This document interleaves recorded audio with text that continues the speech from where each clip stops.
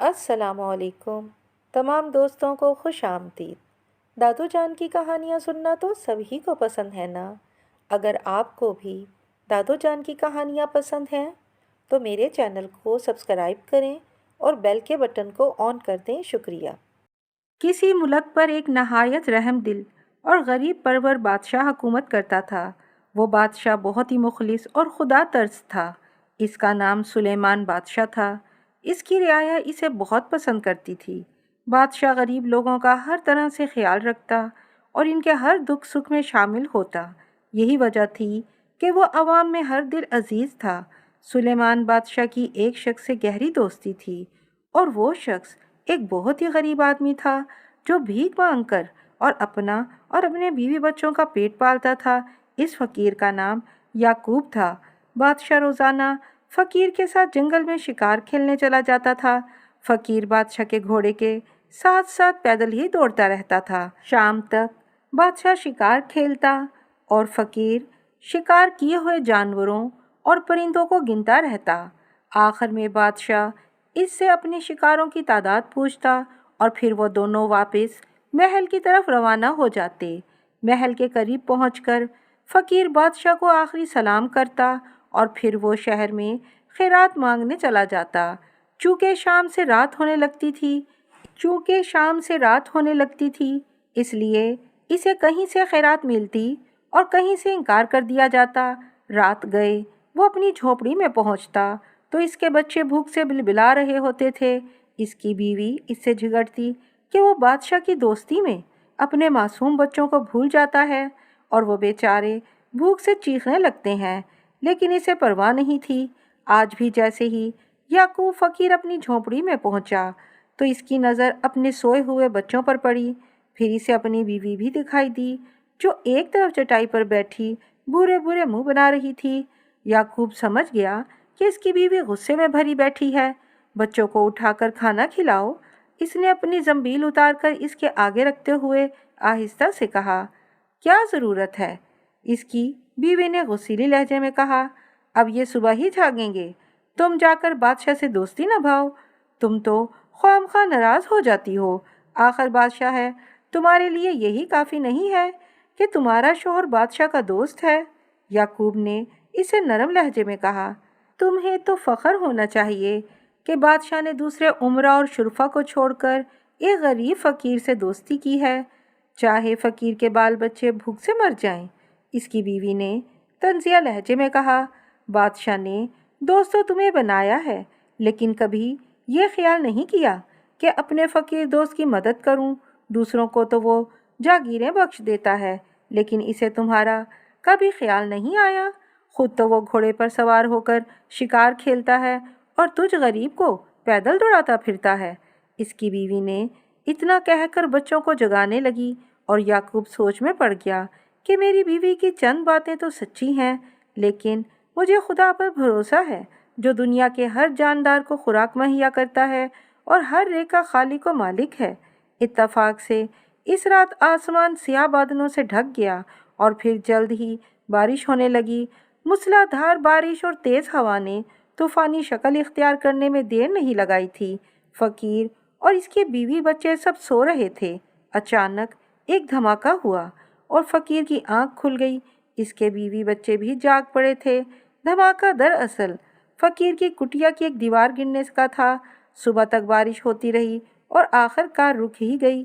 فقیر نے اپنی بیوی کو لیا اور پھر ٹوٹی ہوئی دیوار کی مرمت کرنے لگا۔ اس کی بیوی اس کا ہاتھ بٹا رہی تھی۔ دونوں کے ہاتھ کیچڑ سے لت پت ہو رہے تھے۔ تھوڑی دیر بعد سلیمان بادشاہ گھوڑے پر سوار ہو کر وہاں پہنچ گیا۔ بادشاہ نے فقیر کو آواز دی، یعقوب، جی جہاں پناہ۔ یعقوب نے مؤدب لہجے میں کہا، چلو شکار پر چلیں۔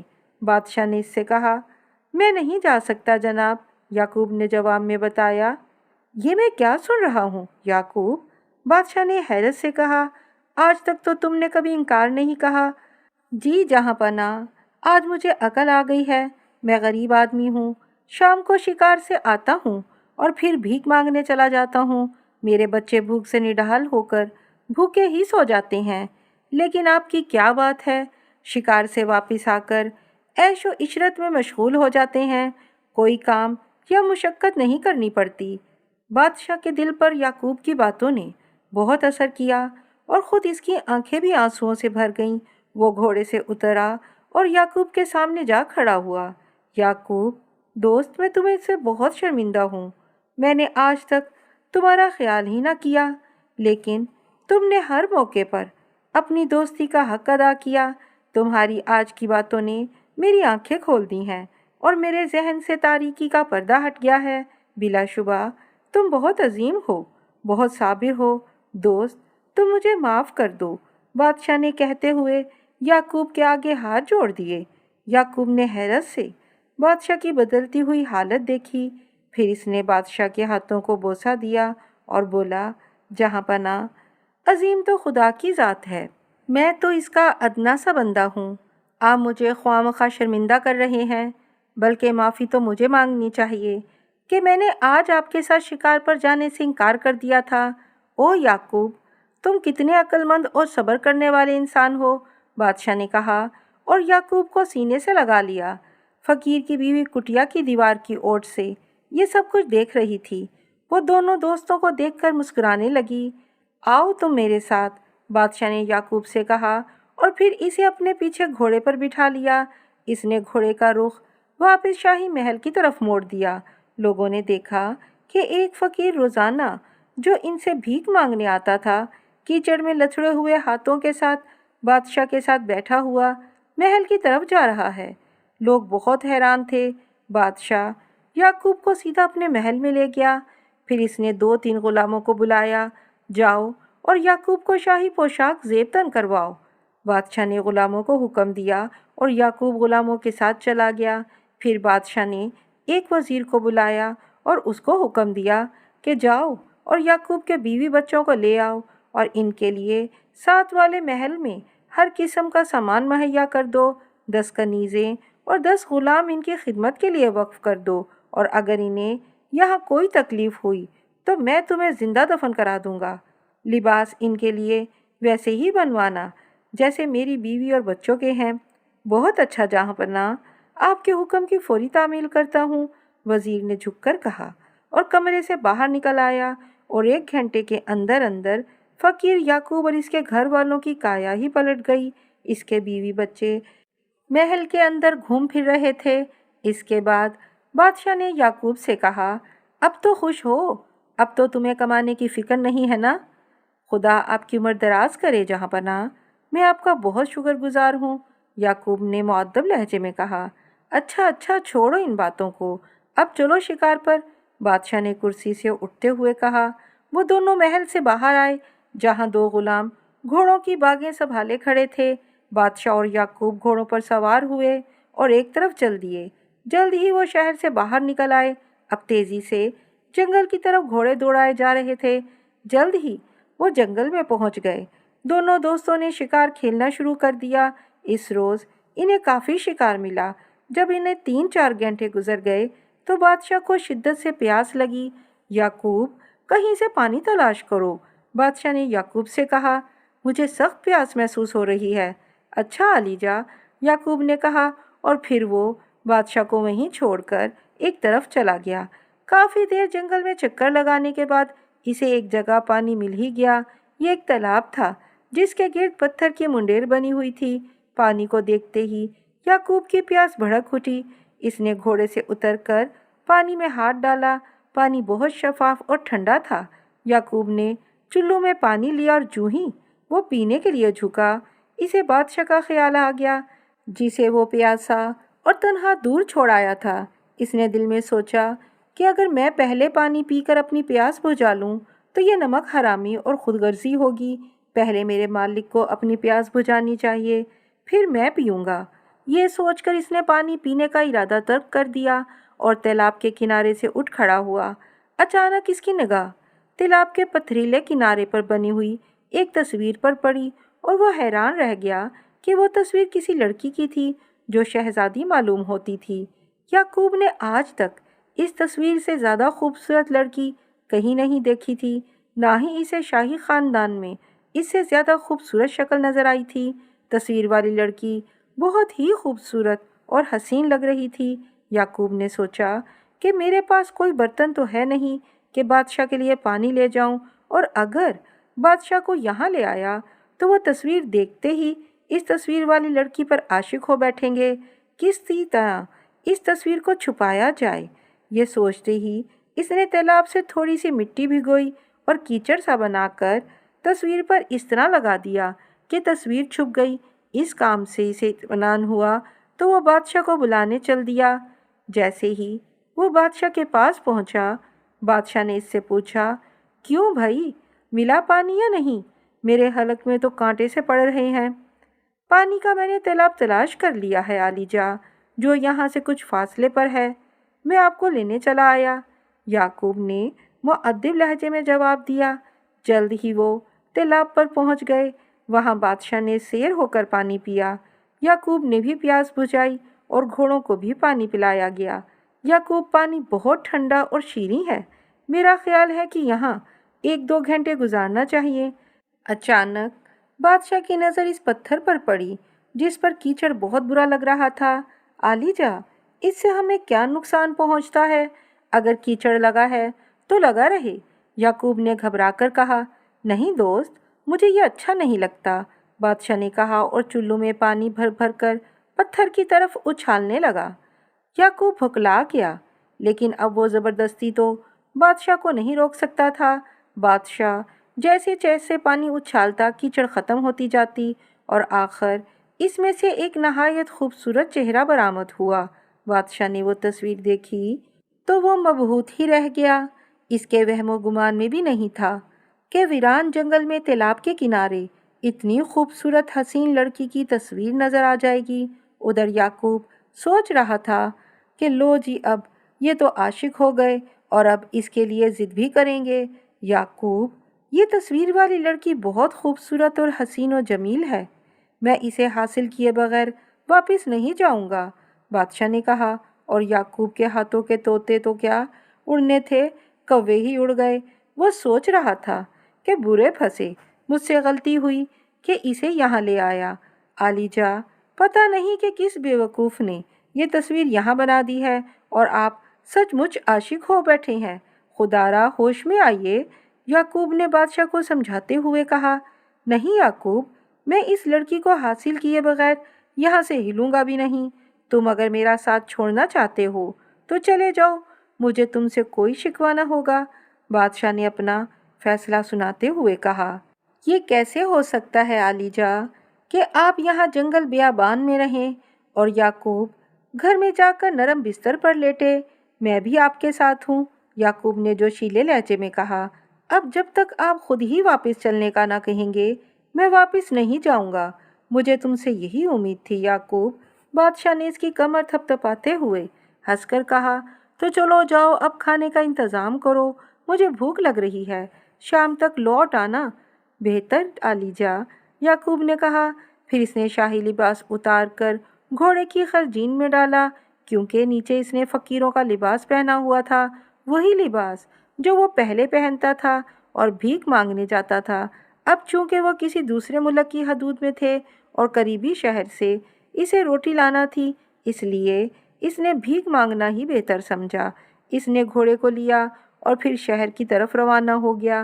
بادشاہ فقیر کے جانے کے بعد چادر بچھا کر وہیں لیٹ گیا اور پھر تصویر کی طرف رخ کر کے اسے دیکھنے لگا۔ لڑکی کی تصویر نے اسے بہت متاثر کیا تھا اور اسے حاصل کرنے کی خواہش بادشاہ کے دل میں بڑھتی ہی جا رہی تھی۔ وہ سوچ رہا تھا کہ اگر یہ لڑکی مل جائے تو میں اس سے شادی کر لوں گا۔ تھوڑی دیر بعد بادشاہ کو پانی میں لہریں اٹھتی ہوئی محسوس ہوئیں۔ بادشاہ حیران ہوا کہ نہ تو ہوا چل رہی ہے اور نہ ہی پانی میں کوئی چیز تیر رہی ہے، پھر یہ لہریں کیسے بن رہی ہیں؟ اچانک اسے کسی چیز کی پھنکار سنائی دی۔ بادشاہ یکدم اٹھ بیٹھا اور ادھر ادھر دیکھنے لگا۔ پھر اس کی نظر تیلاب کے کنارے کی طرف اٹھ گئی۔ تیلاب میں سے ایک موٹا، تازہ اور لمبا اژدہا نکل رہا تھا، اس کے منہ سے شعلے نکل رہے تھے۔ جب وہ اژدہا پوری طرح تیلاب سے باہر نکل آیا تو بادشاہ حیران رہ گیا، کیونکہ اژدہا پورا 20 فٹ لمبا تھا اور بادشاہ نے اس سے پہلے اتنا لمبا، موٹا، تازہ اور خوفناک اژدہا کبھی نہیں دیکھا تھا۔ بادشاہ نے فوراً ہی نیام میں سے تلوار نکالی اور خدا کا نام لے کر اژدہے پر حملہ کر دیا۔ پہلے ہی وار کارگر ثابت ہوا اور اژدہا کے جسم کے 2 ٹکڑے ہو گئے۔ بادشاہ نے فوراً ہی دوسرا وار کر کے اژدہے کا سر تن سے جدا کر دیا۔ جیسے ہی اژدہے کا سر تن سے جدا ہوا، اژدہے کے منہ سے ایک بڑا سا موتی نکل کر زمین پر گر پڑا، اور اس کے بعد اژدہے کے جسم کے کٹے ہوئے حصے اپنی حالت تبدیل کرنے لگے۔ 1 منٹ کے بعد ہی بادشاہ کے سامنے اژدہے کی بجائے ایک قد آدم دیو کی لاش پڑی تھی، جس کے 4 ٹکڑے ہوئے پڑے تھے۔ سر کے بال تو چند ایک تھے، لیکن اس کی خوفناک آنکھیں انگاروں کی طرح سرخ ہو کر چمک رہی تھیں۔ اس کا منہ بھیانک انداز میں کھلا ہوا تھا اور لمبے لمبے دانت باہر نکلے ہوئے تھے۔ اچانک بادشاہ کی نظر اس موتی پر پڑی جو دیو کے منہ سے نکلا تھا۔ بادشاہ نے موتی اٹھا لیا۔ موتی انڈے جتنا بڑا تھا، لیکن اس پر اب بھی مٹی لگ چکی تھی۔ بادشاہ نے سوچا کہ وہ اس موتی کو اپنے تاج میں لگوائے گا۔ یہ سوچ کر وہ تالاب کے کنارے آ گیا تاکہ موتی دھوئے۔ جو ہی اس نے موتی کو دھونے کے لیے پانی میں ڈالا، وہ اچھل پڑا۔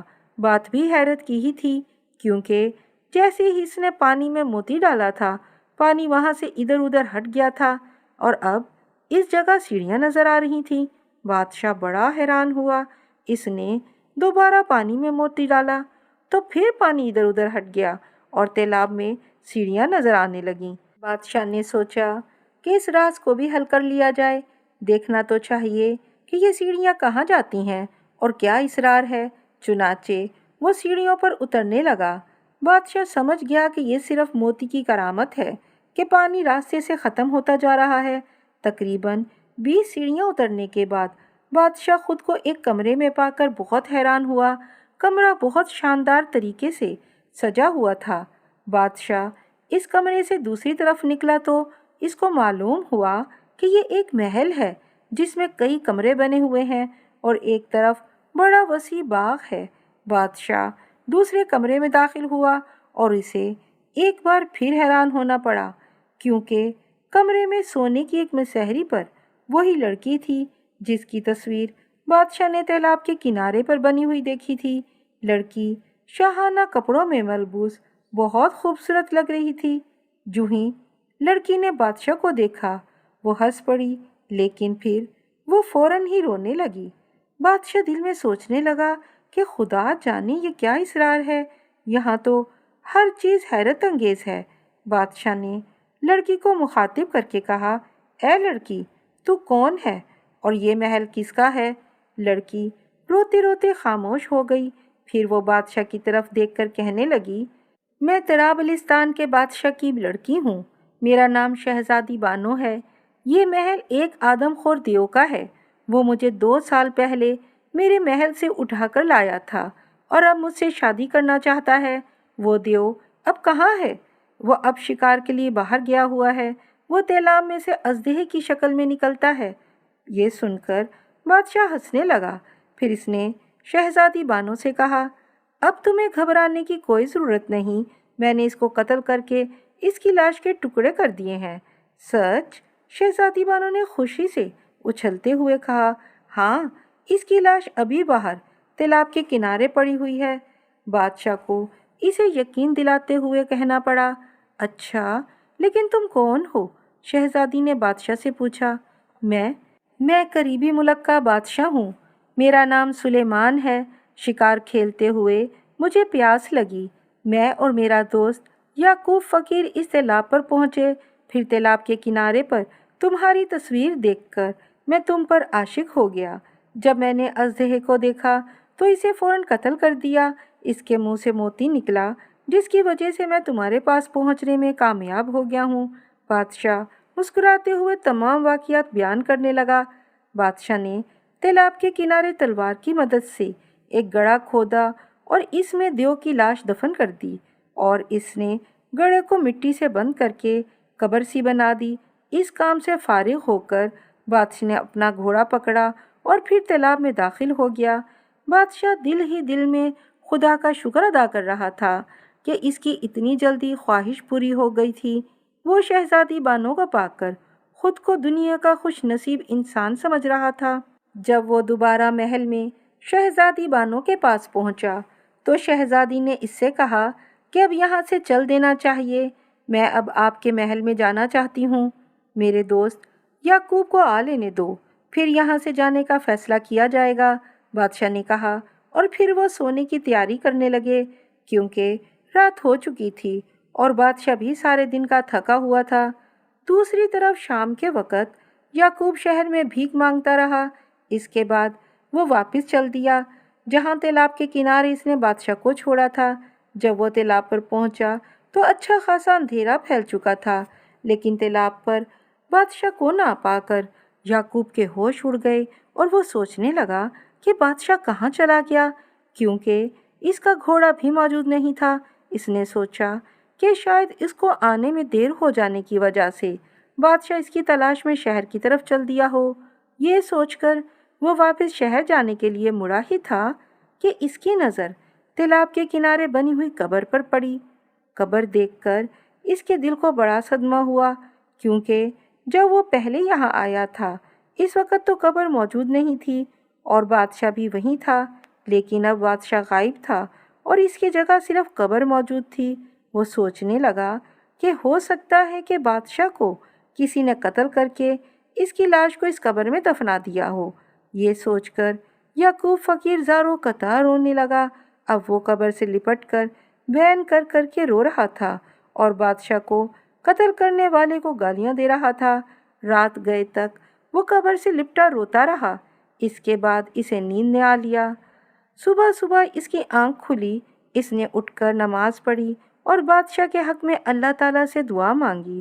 نماز سے فارغ ہو کر اس نے فیصلہ کیا کہ وہ اب گھر واپس نہیں جائے گا اور ساری عمر یہیں بادشاہ کی قبر کی مجاوری کرتے ہوئے گزار دے گا۔ یہ فیصلہ کرنے کے بعد وہ پھر شہر کی طرف روانہ ہو گیا تاکہ پیٹ بھرنے کے لیے خیرات مانگ لائے۔ صبح دن چڑھے، بادشاہ اور شہزادی بانو بیدار ہوئے۔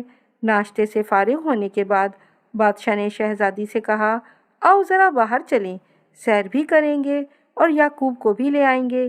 بیچارے نے رات تالاب کے کنارے ہی گزاری ہوگی، نہ جانے وہ میرے متعلق کیا سوچ رہا ہوگا۔ شہزادی بانو اور یعقوب تالاب سے باہر آئے، لیکن یعقوب کا دور دور تک پتہ نہ تھا، نہ جانے وہ آیا بھی ہے یا نہیں۔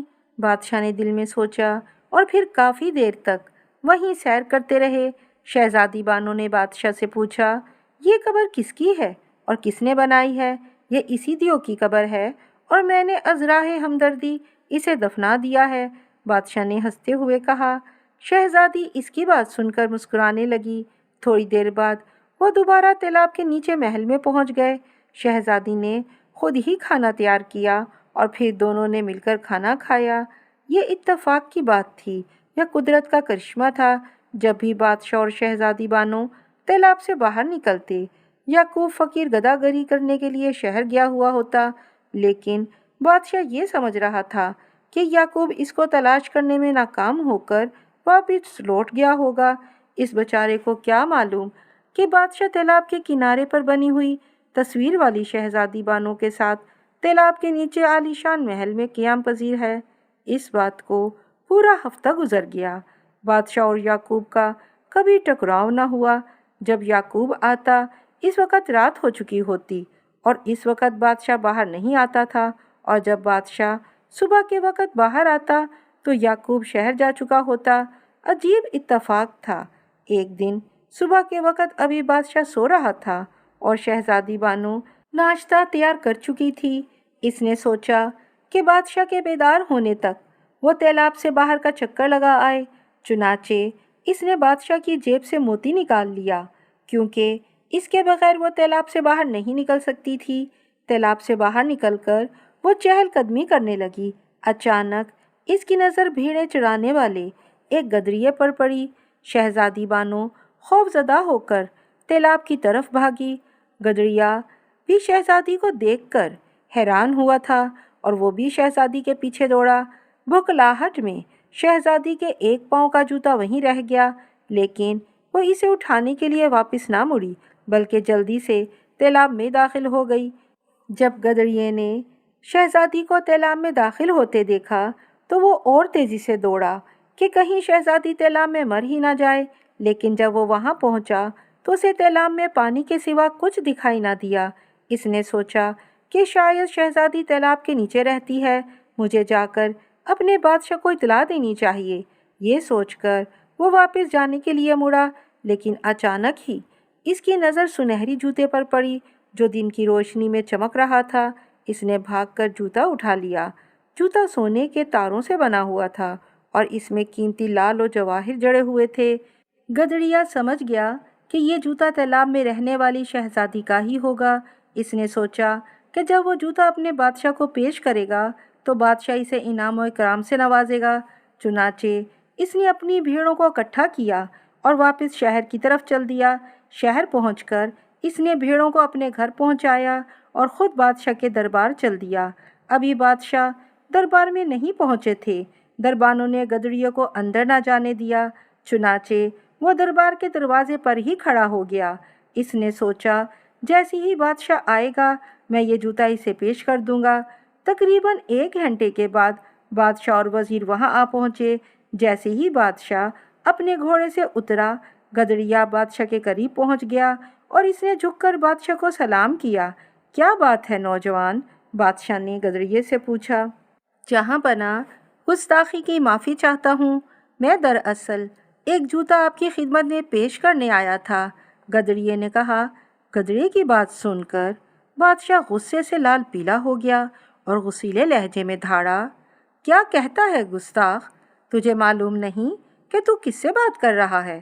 مجھے معلوم ہے عالی جاں، گدڑیے نے کانپتے ہوئے کہا اور پھر جیب سے سنہری جوتا نکال کر بادشاہ کے سامنے رکھ دیا۔ جو ہی بادشاہ کی نظر جوتے پر پڑی تو وہ حیرت سے چونکا اور جوتا ہاتھ میں پکڑ کر اسے دیکھنے لگا۔ جوتا کافی خوبصورت اور قیمتی تھا۔ یہ تجھے کہاں سے ملا ہے؟ بادشاہ اب مسکرا کر اس سے پوچھ رہا تھا۔ یہ تو بہت قیمتی ہے عالی جاں، یہ میں نے جنگل سے پایا ہے، گدڑیے نے کہا اور پوری داستان کہہ سنائی۔ کیا خیال ہے وزیر اعظم؟ بادشاہ نے قریب کھڑے ہوئے وزیر سے کہا۔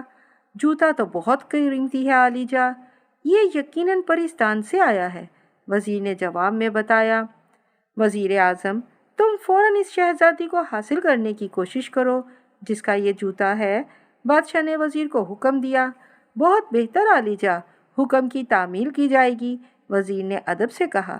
اس گدڑیے کو 5 تھیلیاں اشرفیوں کی دے دی جائیں، بادشاہ نے دوسرا حکم دیا اور گدڑیا دل ہی دل میں خدا کا شکر ادا کرنے لگا۔ وزیر اعظم نے فوراً ہی وزیر خزانہ کو بلا کر گدڑیے کو اشرفیاں دینے کا حکم دے دیا۔ اس کے بعد بادشاہ نے وزیر اعظم سے کہا، وزیر اعظم، جوتے کو دیکھ کر ہمارا دل قابو میں نہیں رہا، فوراً جوتے والی شہزادی کو حاصل کر کے میرے محل میں پہنچا دو، اس کے بغیر اب مجھے چین نہیں آئے گا۔ تمہیں 1 ہفتے کی مہلت دی جاتی ہے۔ بہت بہتر عالی جاں، میں آج ہی سے اس کے لیے کوشش شروع کرتا ہوں، وزیر اعظم نے احترام کے ساتھ کہا۔ بادشاہ دربار کے اندر داخل ہو گیا۔ بادشاہ کو دربار میں پہنچا کر وزیر اعظم خود اپنے محل کی طرف روانہ ہو گیا۔ محل میں پہنچ کر وہ سوچنے لگا کہ اب وہ کیا کرے، شہزادی کو تالاب میں سے کیسے نکلوائے، جبکہ گدڑیے کے بیان کے مطابق تالاب پانی سے بھرا ہوا تھا، لیکن شہزادی تالاب میں نیچے اتر گئی تھی۔ سوچتے سوچتے اچانک وہ اچھل پڑا، لیکن اچھلنے کی وجہ یہ نہیں تھی کہ اسے بھیڑ نے کاٹ لیا تھا، وجہ یہ تھی کہ اسے ان 4 مکار اور عیار عورتوں کا خیال آ گیا تھا جو ان دنوں اپنی چالاکی اور عیاری کی وجہ سے پورے شہر میں مشہور ہو رہی تھیں۔ وہ یقیناً اس کی مدد کر سکتی تھیں۔ وزیر اعظم نے تالی بجائی، فوراً ہی ایک غلام اندر داخل ہوا۔ کیا حکم ہے جناب؟ غلام نے ادب سے سر جھکا کر پوچھا۔ داروغہ کو بلواؤ، فوراً وزیر اعظم نے اسے حکم دیا۔ غلام فوراً باہر کی طرف دوڑ گیا۔ تھوڑی ہی دیر بعد داروغہ آ گیا۔ تم جا کر ان 4 مکار عورتوں کو بلا لاؤ جن کی شہر میں دھوم مچی ہوئی ہے، وزیر اعظم نے اسے حکم دیا۔ بہت بہتر جناب، داروغہ نے ادب سے سر جھکا کر کہا اور باہر نکل گیا۔ آدھے گھنٹے کے بعد داروغہ نے آ کر کہا، حضور चारों औरतें आ गई हैं, इन्हें पेश करो, वजीर आजम ने कहा और दरोगा ने ताली बजाई। फौरन 2 सिपाही 4 हट्टी कट्टी लेकिन बूढ़ी औरतों को लेकर अंदर दाखिल हुए और फिर इन्हें वहीं छोड़कर बाहर चले गए। वजीर आजम ने चारों का जायजा लिया। चारों औरतों के चेहरे और आंखों से अय्यारी और मक्कारी जाहिर हो रही थी। वो सब बूढ़ी लेकिन तजर्बाकार नजर आ रही थीं। वजीर आजम ने सरसरी तौर पर जायजा लिया और फिर एक से मुखातिब होकर कहा, तुम्हारा नाम क्या है और तुम क्या काम कर सकती हो? मेरा नाम गुलाब है और मैं बिगड़े हुए काम संवारने में माहिर हूँ, इस औरत ने जवाब दिया। तुम? वजीर आजम ने दूसरी को इशारा किया। तुम बताओ। मेरा नाम सूरजमुखी है और मैं बिछड़े हुओं को मिलाती हूँ, दूसरी औरत ने जवाब दिया। फिर वजीर आजम के इशारे पर तीसरी ने जवाब दिया, मेरा नाम जन्नत है और मैं मक्खन में से इस तरह बाल निकाल सकती हूँ कि मक्खन हाथों को ख़राब ना कर सके। मेरा नाम हज्जन है, मैं आसमान से टुकड़ा काटकर फिर इसे आसमान के साथ इस तरह सी सकती हूँ कि ज़माने को महसूस ना हो। चौथी ने बताया, जो बाकी तीनों की निस्बत ज़्यादा बूढ़ी और मक्कार नज़र आ रही थी। बस तुम मेरे काम की हो और बाकी सब जा सकती हैं। वजीर आजम का हुक्म सुनकर दरोगा ने बाकी तीनों को वापस भेज दिया। अब कमरे में सिर्फ वजीर आजम, दरोगा और भी हज्जन थे। वजीर आजम ने दरोगा को भी बाहर भेज दिया। वजीर आजम ने हज्जन भी को पूरा वाक़या कह सुनाया और सुनहरी जूता भी हज्जन को दिखाया। अगर तुम इस शहजादी को हासिल करने में कामयाब हो गई तो तुम्हें बहुत ज़्यादा इनाम इकराम से नवाजा जाएगा और अगर नाकाम रही तो कत्ल करवा दिया जाएगा। वज़ीर आज़म ने इससे कहा, मुझे मंजूर है जनाब, मैं इंशाल्लाह कामयाब हो जाऊंगी। हज्जन बी ने पुरएतमाद लहजे में कहा, ठीक है, मैं चरवाहे को तुम्हारे साथ भेजता हूँ, वो तुम्हें तालाब दिखा देगा। वज़ीर आज़म ने उसको कहा, एक और बात हजूर। हज्जन बी ने कहा, कहो। मुझे चंद सिपाही भी चाहिए, आपको इन्हें आज से तीसरे दिन तालाब के इर्द गिर्द छुपा देना होगा। जब मैं ज़ोर से चीख मारूंगी तो इन्हें फ़ौरन मेरे पास पहुंचना होगा और मेरे हुक्म की तामील करना होगी। हज्जन बी ने कहा, ठीक है, इसका इंतज़ाम कर दिया जाएगा। वज़ीर आज़म ने मुस्कुराते हुए कहा, बस फिर आप इस चरवाहे को बुलवाइए, मैं अभी रवाना होना चाहती हूँ। हज्जन बी ने कहा। चरवाहा अभी तक वज़ीर आज़म के महल में ही मौजूद था। वज़ीर आज़म ने इसे बुलवाकर हज्जन बी के साथ जाने का हुक्म दिया। वज़ीर आज़म के महल से निकलकर और चरवाहे को साथ लिए हज्जन बी पहले तो अपने घर पहुंची। वहां इसने हाजियों जैसा लिबास पहना, 4-5 तस्बीहां गले में डाली और हाथ में एक छड़ी पकड़कर चरवाहे यानी गदड़िए के साथ चल दी। अब दोपहर हो रही थी। चलते चलते इन्हें आधा घंटा गुजर गया और फिर वो जंगल में तालाब पर पहुंच गए। तालाब के किनारे कब्र देखकर मक्कार औरत हज्जन बी ने सोचा कि ये कब्र भी इसको काम में मदद देगी। इसने गदरिये को वापस भेज दिया और खुद कब्र के नज़दीक चादर बिछाकर इस पर बैठ गई। इसने मोटे दानों वाली तस्बीह हाथ में ले ली और दाने फेरने लगी। दूसरी तरफ सुलेमान बादशाह को बानो शहजादी वापस चलने का कहती तो बादशाह टाल जाता। इसे याकूब का इंतज़ार था। इसे यकीन था कि याकूब वतन वापस नहीं गया और एक ना एक दिन दोनों की मुलाकात ज़रूर होगी। दोपहर का खाना खाने के बाद बादशाह ने शहजादी बानो से कहा, शहजादी, अब चलो बाहर की सैर कराएं और याकूब को भी देखेंगे कि वो आया है या नहीं। शहजादी तैयार हो गई। बादशाह ने मोती जेब से निकालकर हाथ में ले लिया। फिर दोनों तालाब से बाहर निकल आए। जब वो बाहर आए तो इन्हें एक ज़ईफ़ औरत नज़र आई जो कब्र के करीब बैठी तस्बीह पढ़ रही थी। बादशाह और शहजादी बानो इसके करीब पहुँचे। ऐ बुढ़िया, तू कौन है और यहाँ पर क्यों बैठी है? बादशाह ने बी हज्जन से पूछा। बेटे, बी हज्जन जवाब में कहने लगी, मैंने 7 हज किए हैं और अब बकिया ज़िंदगी याद इलाही में गुजारने इस जंगल में आ गई हूँ। यहाँ तूने किसी फ़कीर को तो नहीं देखा? बादशाह ने पूछा। नहीं, मैं तो अभी यहाँ आई हूँ, लेकिन तुम इस तालाब में कैसे रहते हो? हज्जन बी ने पूछा। हमारा तालाब के नीचे महल है, हम वहीं रहते हैं, शहजादी बानो ने जवाब दिया। बेटा, मुझे भी साथ रख लो। میں تمہارا کھانا پکا دیا کروں گی، کپڑے وغیرہ دھوں گی، بس تم مجھے 2 وقت کا کھانا کھلا دیا کرنا۔ حجن بی نے مکاری سے کہا۔ نہیں، ہمیں ضرورت نہیں ہے، بادشاہ نے فوراً جواب دیا۔ نہیں بادشاہ سلامت، ہمیں ایک نوکرانی کی تو سخت ضرورت ہے، شہزادی بانو نے کہا۔ پھر یہ بیچاری بوڑھی عورت بھوکی مر جائے گی، اگر ہم اسے اپنے ساتھ رکھ لیں تو ثواب کا کام ہے، جیسے تمہاری مرضی۔ بادشاہ نے کہا، ٹھیک ہے حجن بی، تم ہمارے پاس رہو گی۔ شہزادی بانو نے حجن بی سے کہا، خدا تم دونوں کو خوش رکھے بیٹا، تم نے مجھ پر احسان کر دیا ہے، خدا اس کا پھل تمہیں دے گا۔ حجن بی نے کہا، اور پھر ان دونوں کے ساتھ تالاب والے محل میں آ گئی۔ بادشاہ، حجن بی اور شہزادی بانو بعض اوقات اکٹھے باہر نکل جاتے اور کچھ دیر یعقوب کا انتظار کر کے واپس محل میں آ جاتے۔ بادشاہ یعقوب کے لیے سخت پریشان تھا، اس کی سمجھ میں نہیں آ رہا تھا کہ وہ کیا کرے اور کیا نہ کرے۔ ایک دن اس نے سوچا کہ آج وہ اکیلا ہی جا کر یعقوب کو تلاش کرے، چنانچہ دوسرے روز وہ اپنا گھوڑا لے کر تالاب محل میں سے نکلا اور اس پر سوار ہو کر قریبی شہر کی طرف چل دیا۔ کچھ دیر بعد وہ شہر پہنچ گیا۔ اب وہ بازار سے گزرنے والے غریب اور فقیر کو غور سے دیکھتا جا رہا تھا، لیکن اسے اپنا یعقوب فقیر کہیں نظر نہیں آ رہا تھا۔ پورا شہر کھنگال ڈالا، چپا چپا دیکھا، لیکن یعقوب کا نہ ملنا تھا نہ ملا۔ تھکن کے مارے بادشاہ کا برا حال ہو گیا اور بھوک بھی خاصی چمک اٹھی تھی۔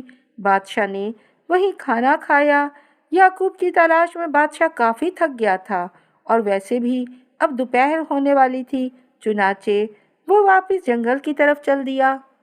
حجن بی کو یہاں رہتے ہوئے آج تیسرا دن تھا اور منصوبے کے مطابق اس نے آج ہی شہزادی بانو کو یہاں سے نکال لے جانا تھا، لیکن آج پھر بادشاہ صبح ہی سے یعقوب کی تلاش میں گیا ہوا تھا۔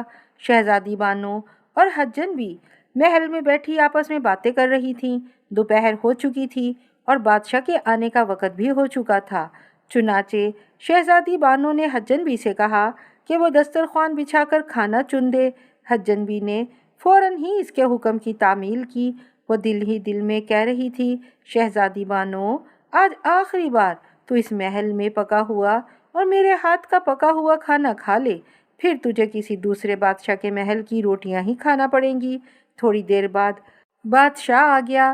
اس نے گھوڑا حجن بی کے حوالے کیا اور خود شہزادی بانو کے قریب آ گیا۔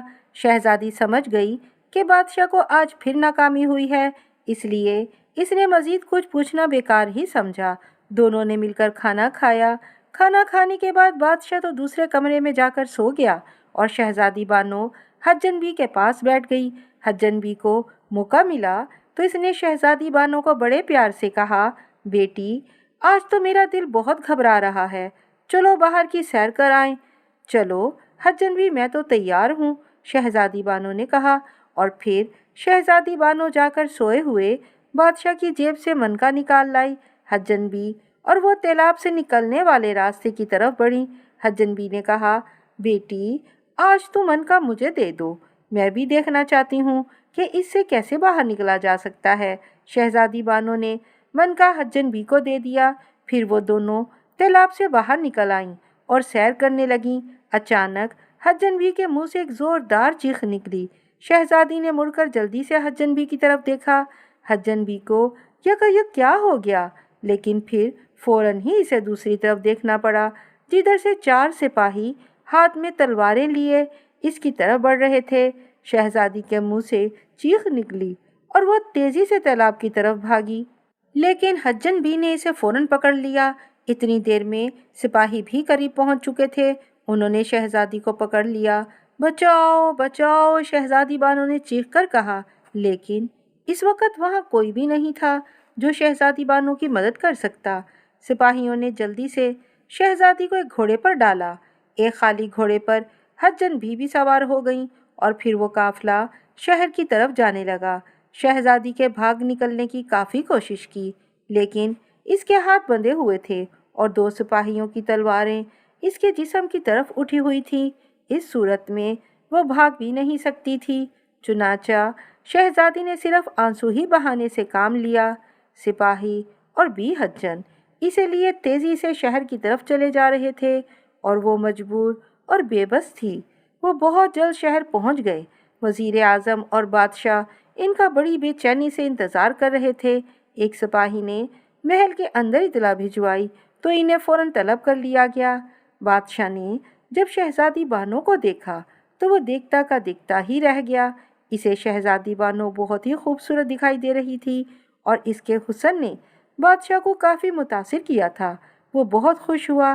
اس نے مکار عورت جو حجن بھی بنی ہوئی تھی کو 5000 اشرفیاں انعام میں دیں اور وہ انعام لے کر چلی گئی۔ من کا بھی اس کے پاس تھا۔ اب بادشاہ نے وزیر اعظم سے کہا، تم اب آرام کرو، میں شہزادی سے تخلیے میں کچھ بات کرنا چاہتا ہوں۔ بہت بہتر عالی جا، وزیر اعظم نے سر جھکا کر کہا اور مسکرا کر باہر نکل گیا۔ اب بادشاہ شہزادی سے مخاطب ہوا، کیا تمہیں خوشی نہیں ہوئی یہاں آ کر؟ بادشاہ نے شہزادی سے مسکرا کر پوچھا۔ بالکل نہیں، شہزادی نے غصیرے لہجے میں کہا۔ کوئی بات نہیں، جلد ہی خوش ہو جاؤ گی، میں تم سے شادی کرنا چاہتا ہوں۔ بادشاہ نے کہا، ہرگز نہیں، میں اس پر موت کو ترجیح دوں گی۔ شہزادی نے کڑکتے ہوئے کہا، آہستہ بولو گستاخ لڑکی، تمہیں معلوم نہیں کہ میں کون ہوں؟ بادشاہ نے گرج کر کہا۔ شہزادی نے غصے میں آ کر کہا، میں جانتی ہوں مغرور بادشاہ، لیکن میں تم سے ہرگز شادی نہیں کروں گی، یہ میرا آخری فیصلہ ہے۔ کیا تم شادی شدہ ہو؟ بادشاہ نے پوچھا۔ ہاں، میں تمہارے ساتھ والے دوسرے ملک کے بادشاہ کی ملکہ ہوں اور وہ جلد مجھے آزاد کرانے کے لیے تم پر حملہ کر دے گا۔ یہ تم بھی جانتے ہو کہ اس ملک کی فوج کتنی طاقتور اور جنگجو ہے۔ شہزادی نے اسے ڈراتے ہوئے کہا، میں صرف ایک شرط پر 1 ماہ کے لیے شادی کا فیصلہ ملتوی کر سکتا ہوں۔ بادشاہ نے کہا۔ شہزادی نے پوچھا کہ وہ شرط کیا ہے؟ اگر 1 ماہ کے اندر اندر تمہارا بادشاہ تمہیں لینے آ گیا تو میں تمہیں واپس کر دوں گا، ورنہ تمہیں مجھ سے شادی کرنا پڑے گی۔ بادشاہ نے شرط بتائی۔ مجھے منظور ہے، لیکن میری بھی ایک شرط ہے، شہزادی نے جواب میں کہا۔ ٹھیک ہے، بتاؤ، بادشاہ نے مسکرا کر کہا۔ کل سے اس محل میں فقراء کے لیے دن رات لنگر تقسیم ہوگا، شہزادی نے بتایا۔ بادشاہ نے ہنستے ہوئے کہا، اوہ، یہ تو بہت معمولی شرط ہے، تمہیں اجازت ہے کہ تم اس وقت سے اس محل کی مالک ہو، جو چاہو سو کرو، لیکن 1 ماہ بعد تو تمہیں ہر حالت میں مجھ سے شادی کرنا ہی پڑے گی، ٹھیک ہے نا؟ بادشاہ نے ہنس کر کہا، ٹھیک ہے، شہزادی نے کہا۔ پھر بادشاہ نے وزیر اعظم کو بلا کر کہا، وزیر اعظم، محل کے تمام ملازمین اور سپاہیوں سے کہو کہ وہ شہزادی بانو کے ہر حکم کی تعمیل کریں، لیکن اسے محل سے باہر نہ نکلنے دیں۔ سنا تم نے؟ ہاں علی جا، ایسا ہی ہوگا، میں ابھی تمام لوگوں کو حکم دیتا ہوں، وزیر اعظم نے کہا اور کمرے سے فوراً باہر نکل گیا۔ دوسرے روز شہزادی بانو نے وزیر اعظم کو طلب کیا اور اسے حکم دیا کہ میری طرف سے ایک لنگر خانے کا بندوبست کرو جہاں سے ہر فقیر و سوالی دونوں وقت کا کھانا کھا سکیں۔ بہتر شہزادی صاحبہ، وزیر اعظم نے کہا، یہ کام آج سے ہی شروع ہو جانا چاہیے، لیکن ساتھ یہ بھی منادی کرا دیجیے کہ ہر فقیر سے شہزادی بانو اس کی آپ بیتی سنے گی۔ بہت بہتر، اور کچھ حکم شہزادی صاحبہ؟ وزیر اعظم نے مسکراتے ہوئے کہا۔ نہیں، اب تم جا سکتے ہو، شہزادی بانو نے کہا اور وزیر اعظم سلام کر کے باہر چلا گیا۔ اسی دن سے لنگر خانہ کھول دیا گیا، جس کے ایک کمرے میں شہزادی بانو ہر وقت موجود رہتی۔ جو بھی فقیر آتا وہ لنگر سے کھانا کھاتا اور پھر شہزادی بانو کو اپنی کہانی سناتا اور چلا جاتا، لیکن جس فقیر کے لیے شہزادی بانو نے لنگر خانہ کھلوایا تھا وہ نہ آیا۔ وہ فقیر یعقوب تھا۔ شہزادی نے سوچا تھا کہ شاید یعقوب بھی کھانا کھانے آئے، لیکن ابھی تک وہ نہیں آیا تھا۔ شہزادی ہر فقیر کو اس کا حلیہ بتا کر اس کے بارے میں معلوم کرتی، لیکن اس میں بھی ناکامی ہوتی۔ وہ چاہتی تھی کہ کسی طرح یعقوب مل جائے تو اسے وہ تمام حالات بتا دے گی اور پھر یعقوب جا کر اپنے بادشاہ کی مدد کرے گا اور پھر بادشاہ اسے رہا کرانے آئے گا۔ اس کے لنگر خانے کو کھلے ہوئے 15 روز ہو چکے تھے، لیکن اب تک اسے یعقوب کا سراغ تک نہیں ملا تھا۔ शहजादी बानो सोच रही थी कि कहीं याकूब वापस अपने मुल्क तो नहीं चला गया या खुदा न खास्ता मर तो नहीं गया। अगर वह इसी शहर में भीख मांगने आता था तो इसे अब तक इसके लंगर खाने में आ जाना चाहिए था, क्योंकि लंगर खाना हर गरीब और अमीर, फ़कीर और गदागर और माजूर और यतीम लोगों के लिए 24 घंटे खुला रहता था। शहजादी के इस इकदाम से याकूब का तो कोई सुराग ना मिला, लेकिन इतना ज़रूर हो गया कि पूरे शहर में इसकी सखावत का चर्चा हो गया। जिसे देखो शहजादी बानो की तारीफ कर रहा था और इसके गुण गा रहा था। लोग सोच रहे थे कि इस मुल्क का बादशाह कितना कंजूस और जालिम आदमी है, लेकिन शहजादी बानो, जिससे इसकी एक माह बाद शादी होने वाली थी, कितनी नेक और सखी है। याकूब बेचारा बहुत परेशान था। वो सारी रात तालाब के किनारे वाली कब्र पर जागता रहता और सुबह सवेरे नमाज पढ़ने के बाद शहर चला जाता। सारा दिन गदागरी करने के बाद कुछ अपने लिए रख लेता था और बकाया गरीबों में तकसीम कर देता। लेकिन इस शहर में कोई ये ना जानता था कि वो कौन है, कहाँ रहता है और किस मुल्क से ताल्लुक़ रखता है। वो सबके लिए अनजान था। इसका इस शहर में कोई वाकिफ़कार तक न था। वो तो तालाब वाली कब्र का मुजाविर बन चुका था, जो इसके ख्याल के मुताबिक इसके दोस्त बादशाह सुलेमान की कब्र थी। इसे यहाँ रहते हुए काफ़ी दिन हो चुके थे। एक दिन इसने शहर के एक बड़े से मकान पर जाकर सदा लगाई, है कोई अल्लाह के नाम पर देने वाला? याकूब अमूमन ऐसे ही कहा करता था। अचानक मकान में से एक मोटा ताज़ा आदमी निकला। लिबास से तो वो बहुत ही अमीर लगता था। इसने बाहर आते ही याकूब को घूरा। जा बाबा जा, माफ़ कर, तुम लोगों के लिए जब शाही महल में शहजादी बानो ने लंगर खोल रखा है तो फिर हर एक के आगे हाथ फैलाने की क्या ज़रूरत है।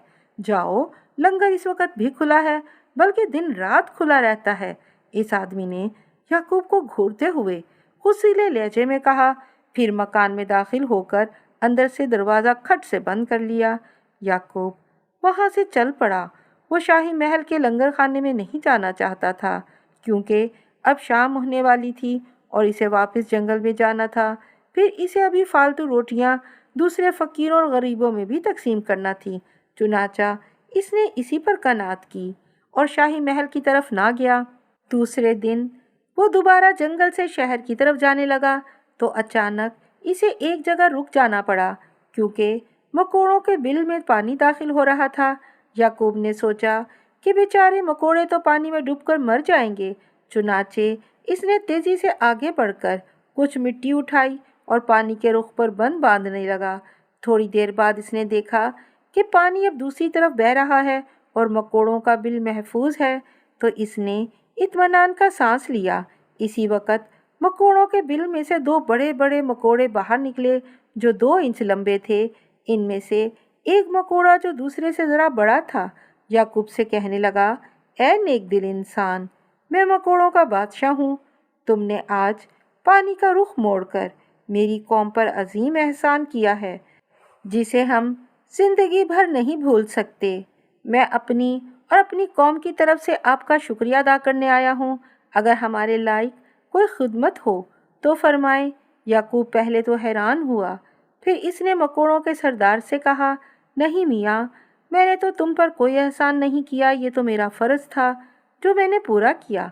इसमें शुक्रिया अदा करने वाली कौन सी बात है? फिर भी हम आपके किसी काम आना चाहते हैं, मकोड़ों के सरदार ने कहा। और फिर इसने अपनी मूँछों से चंद बाल तोड़कर फ़कीर की तरफ बढ़ा दिए और कहने लगा, आप जब भी मुझे बुलाना चाहें, एक बाल को आग पर ज़रा देर हरारत पहुंचाइएगा। हम आपकी खिदमत में जल्द ही हाजिर हो जाएंगे।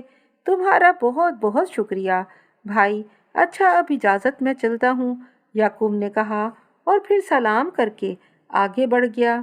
थोड़ी देर बाद वो शहर पहुँच गया। अचानक इसकी नज़र एक बिल्ली पर पड़ी। वो बिल्ली चूहों के बिल के पास छुपी बैठी थी। जूं ही बिल में से किस्मत का मारा कोई चूहा निकलता, बिल्ली फौरन इस पर हमला कर देती और चंद लम्हों में इसे हड़प कर जाती। याकूब ने जब बिल्ली की ये कारिस्तानी देखी तो इसे चूहों पर रहम आ गया और साथ ही बिल्ली पर गुस्सा भी। वो गुस्से में तेज़ी से आगे बढ़ा और इससे पहले कि बिल्ली इसे देख पाती, याकूब ने हाथ में पकड़ी हुई पतली सी छड़ी इसकी कमर पर रसीद कर दी। बिल्ली फौरन ही चीखती चिल्लाती और मियाऊं मियाऊं करती वहां से भाग निकली और फिर मुड़कर वापस न आई। जब याकूब ने बिल्ली को भगाया तो चूहों के बिल में से एक चूहा देख रहा था। वो बिल्ली के चले जाने से बहुत खुश हुआ और फौरन दोबारा बिल में घुस गया। जब वो दोबारा बिल में से निकला तो अकेला नहीं था, इसके साथ एक बहुत ही मोटा, ताज़ा और लंबा चूहा था जो तकरीबन 1.5 फुट का था। दोनों चूहों ने याकूब को सलाम किया। याकूब ने सलाम का जवाब दिया तो बड़े चूहे ने कहा, ए रहमदिल इंसान, तुमने आज हमें बिल्ली की भेंट चढ़ने से बचा लिया, जिसके लिए हम तुम्हारे शुक्रगुजार हैं। तुमने हमें बचाकर हम पर बहुत बड़ा एहसान किया है। याकूब ने हंसकर जवाब में कहा, मियाँ चूहे, मैं तो हर मजलूम की मदद करना चाहता हूँ। मैंने तुम पर एहसान नहीं किया है बल्कि खुद पर किया है, क्योंकि अल्लाह ताला रहम करने वालों को ही पसंद करता है। इसलिए आपके शुक्रिया अदा करने की ज़रूरत नहीं। शुक्र तो तुम खुदा पाक का करो जिसने आज तुम सब की जानें बचा लीं, वरना बिल्ली साहिबा तो तुम सबको हड़प कर चुकी होती। बहरहाल हम आपके बहुत मशकूर हैं। हमारे लायक कोई खिदमत हो तो इरशाद फरमाएं। मोटे चूहे ने कहा। याकूब ने फ़ौरन ही इनकार में गर्दन हिला दी और कहने लगा, मुझे ऐसा कोई काम नहीं, तुम्हारा बहुत शुक्रिया। अच्छा, बड़े चूहे ने कहा। फिर इसने अपनी मूँछों से चंद बाल तोड़कर याकूब के हवाले किए और कहने लगा, मैं अपनी कौम का सरदार हूँ, आप ये बाल रख लें और जब भी हमारी ज़रूरत हो इनमें से एक बाल को गर्मी पहुँचा देना, हम फ़ौरन आपकी खिदमत में हाजिर हो जाएंगे। ठीक है ना? चूहों के सरदार ने मुस्कुराते हुए कहा और याकूब इसकी बात सुनकर हंस पड़ा। बहरहाल इसने कहीं से भीख न मांगी और सीधा शाही महल के लंगर खाने में पहुंच गया। लंगर खाने के निगरान ने इसे बेहतरीन खाना पेट भरकर खिलाया और फिर याकूब से कहने लगा, मियाँ, अब शहजादी बानो के पास चलो, वो तुमसे कुछ बातें करेंगी। इसके बाद तुम्हें शाम का खाना खिलाकर रवाना कर दिया जाएगा। याकूब ये सुनकर बड़ा हैरान हुआ और फिर निगरान के साथ शाही महल के एक कमरे की तरफ चल दिया। जब वो निगरान के साथ कमरे में दाखिल हुआ तो सामने इसे शहजादी बानो एक ज़रनिगार तख्त पर बैठी दिखाई दी।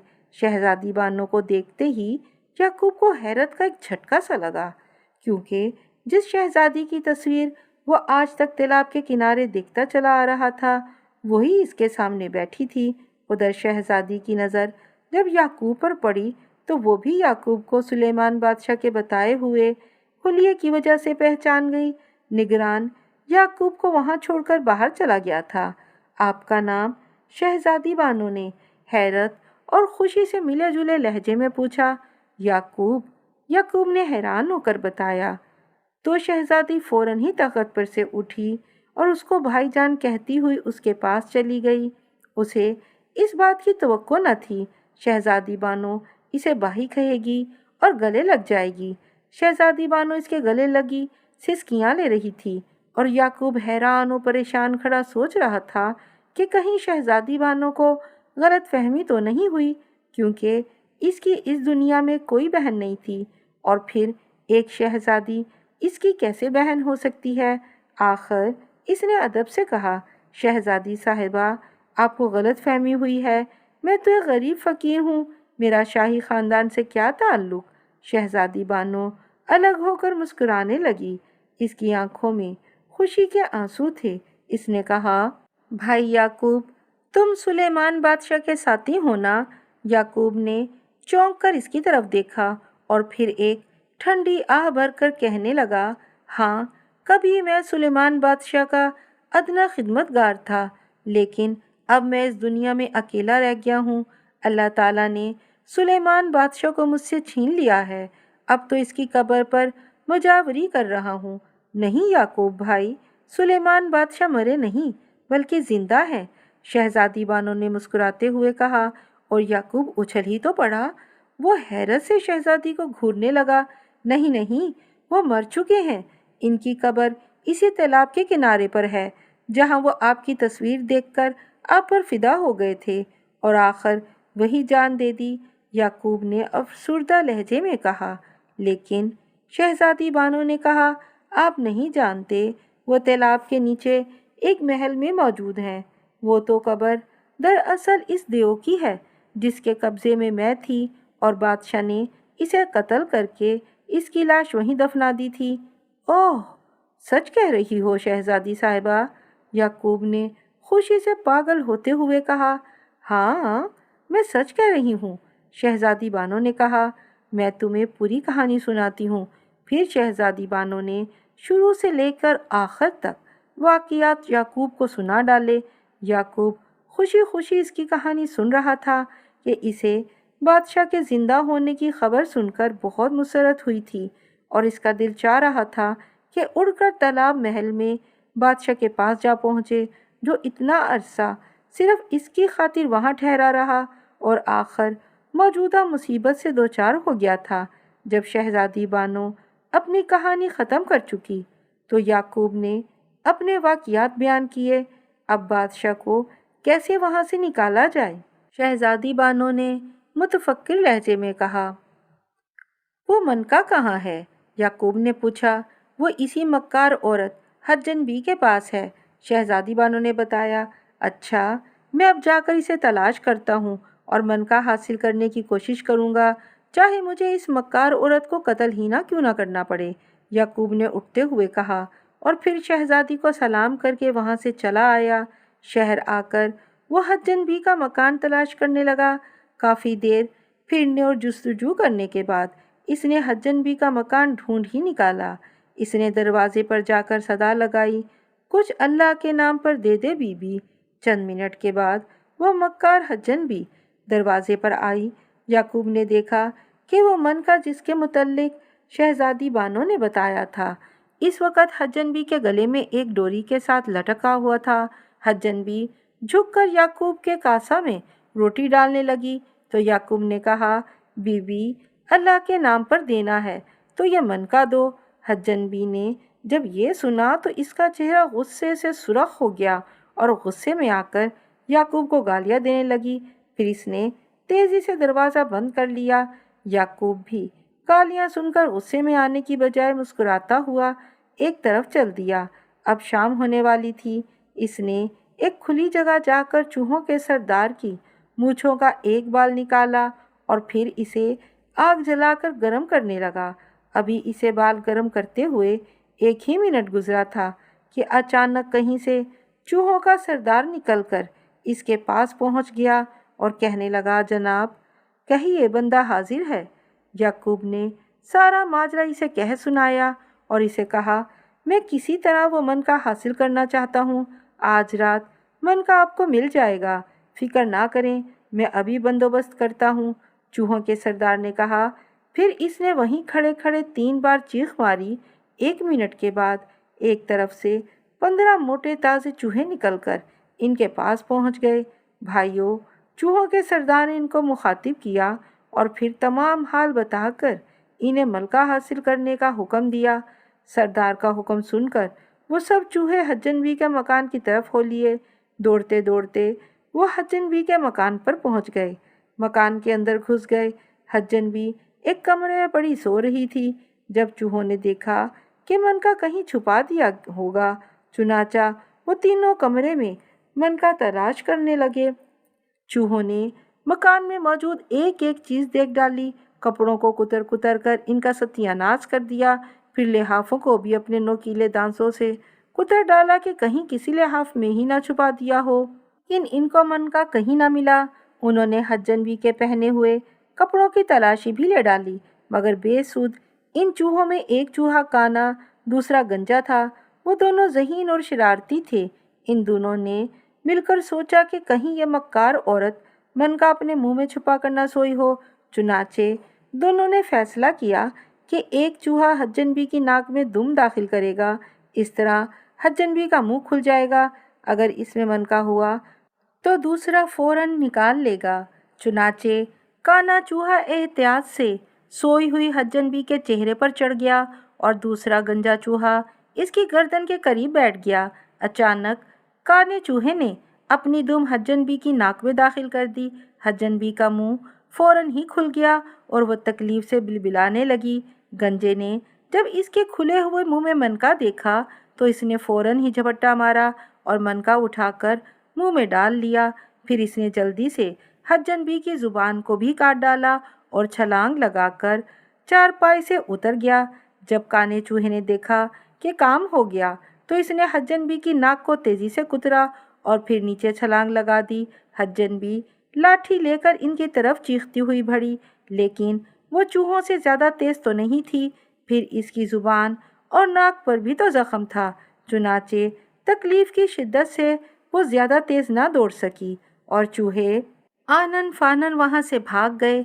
तमाम चूहे मनका लेकर इस जगह पहुँचे जहाँ इनका सरदार और याकूब बैठे थे। क्या बना? सरदार ने बेताबी से पूछा। कामयाबी सरदार, हम कामयाब लौटे हैं।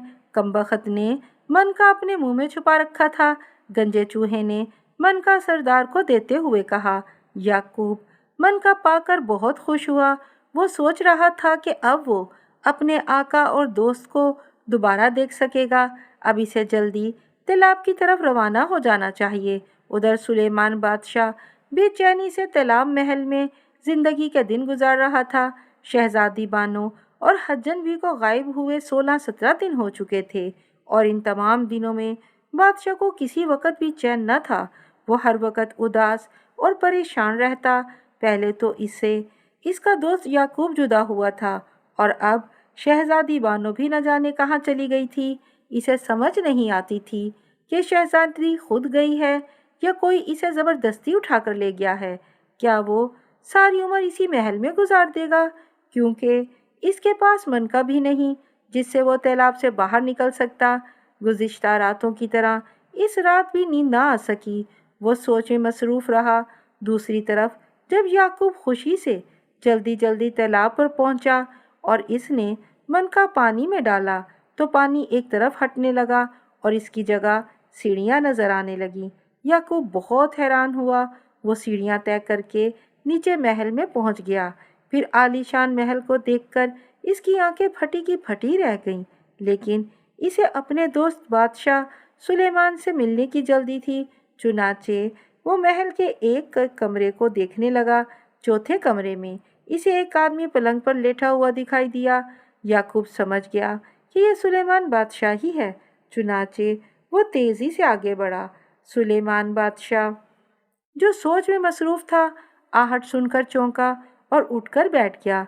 फिर जूं ही इसकी नज़र याकूब पर पड़ी, वो दौड़कर इसकी तरफ बढ़ा और फिर दोनों दोस्त गले लग गए। दोनों की आंखों में खुशी के आंसू थे। कहाँ रहे भई? मैं तुम्हारे इंतज़ार में रहकर खुद भी मुसीबत का निशाना बन गया हूँ। बादशाह ने याकूब से पूछा। अंदाज शिकायत करने वाला ही था। आपका इरशाद हो तो बयान करूँ, याकूब ने मुस्कुराते हुए कहा। तकल्लुफ़ात को छोड़ो, जल्दी सुनाओ, बादशाह ने बेचैन अंदाज में कुर्सी पर पहलू बदलते हुए कहा। याकूब ने अपनी कहानी सुनाई। फिर इसने शहजादी बानो की दास्तान और यहाँ तक पहुँचने का किस्सा कह सुनाया। याकूब की ज़ुबानी तमाम हालात सुनकर बादशाह को बहुत दुख हुआ। चुनाचे सुलेमान बादशाह ने फ़ौरन ही एक ख़त इस मुल्क के बादशाह के नाम लिखा जिसके पास शहजादी बानो थी। ख़त कुछ इस तरह से था। तुम्हें मालूम हो कि तुमने मेरी मलका को अगवा करा के एक बहुत बड़ा जुर्म किया है जो तुम जैसे बादशाह के शयान शान न था। बहरहाल मैं फिर भी तुम्हारी नादानी पर माफ़ी देता हूँ। तुम फ़ौरन ही मेरी मलका शहजादी बानो को मेरे मुल्क भेज दो, वरना मैं और मेरी फ़ौजें तैयार हैं। बादशाह सुलेमान ने नीचे अपने मुल्क का नाम पता लिखकर अपनी उंगली में पहनी हुई शाही अंगूठी पर स्याही लगाकर इसके आखिर में मोहर लगा दी। फिर इसने ख़त याकूब को पकड़ा दिया और कहने लगा, तुम जाओ और ख़त यहाँ के बादशाह को पहुँचाओ। वापसी जवाब भी ले आना और शहजादी बानो से भी मिलते आना। इसे तसल्ली देना ज़रूरी है। याकूब बादशाह के साथ तालाब से बाहर निकला और शहर की तरफ रवाना हो गया। बादशाह वहीं ठहर कर इसका इंतज़ार करने लगा। दोपहर के वक़्त याकूब वापस आया तो इसका चेहरा खुशी से चमक रहा था। इसने हाथ में पकड़ा हुआ लिफाफा सुलेमान बादशाह को दे दिया। सुलेमान बादशाह ने लिफाफा खोलकर पढ़ा। लिखा था, जनाब, میں گستاخی کی معافی چاہتا ہوں، لیکن چونکہ میرا شہزادی سے 1 ماہ تک کا وعدہ تھا کہ سلیمان بادشاہ یعنی آپ کا انتظار کروں گا، اس لیے میں نے شہزادی کو یہاں کوئی تکلیف نہیں ہونے دی۔ وہ آپ کی امانت ہے اور میں اسے سپاہیوں کے ایک دستے کے ساتھ کل صبح آپ کے ملک روانہ کر دوں گا۔ آپ بے فکر رہیں، آج اس کے اعزاز میں ایک بڑی دعوت دی جا رہی ہے۔ نیچے اس ملک کے بادشاہ کے دستخط اور شاہی انگوٹھی سے مہر سب تھی۔ بادشاہ خط پڑھ کر بہت خوش ہوا اور فوراً ہی یعقوب کو روانگی کا حکم دے دیا۔ چنانچہ دونوں دوست ایک ہی گھوڑے پر اپنے ملک روانہ ہو گئے۔ رات گئے وہ اپنے ملک پہنچے تو لوگ خوشی سے شاہی محل کی طرف دوڑ پڑے، کیونکہ ان کا گمشدہ بادشاہ واپس آ گیا تھا۔ راتوں رات لوگوں نے خوشیاں منانی شروع کر دیں اور ہر طرف گہما گہمی ہونے لگی اور گھی کے چراغ جلنے لگے۔ ہر طرف خوشی کے شادیانے بجنے لگے، شہنائیاں گونج اٹھیں۔ ادھر یعقوب اپنے محل پہنچا تو اس کے بیوی بچے اسے دیکھ کر اس سے لپٹ گئے۔ سب کی آنکھوں میں خوشی کے آنسو تھے۔ دوسری صبح اور بھی خوشگن ثابت ہوئی۔ دوپہر کے وقت شہزادی بانو سپاہیوں کے ایک دستے کے ساتھ شاہی محل پہنچ گئی۔ سپاہیوں کو بادشاہ نے انعام و اکرام ان کے بادشاہ کے لیے تحفے تحائف دے کر واپس بھیج دیا۔ دوسرے روز شہزادی بانو اور سلیمان بادشاہ کی شادی بڑی دھوم دھام سے ہوئی۔